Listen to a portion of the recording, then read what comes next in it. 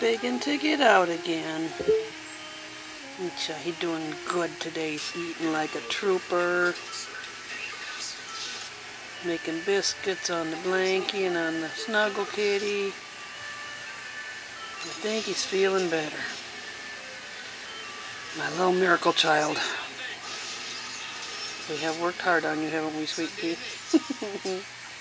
No, I'm in love. Darn. Say hi, baby. Say hi. What do you think?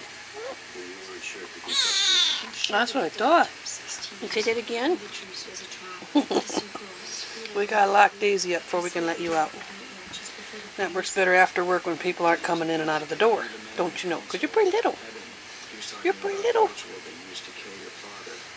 You're a whole pound again now. And you just ate a bunch more, so maybe it's going to be over that by the end of the day. We can hope. Right, sweet pea?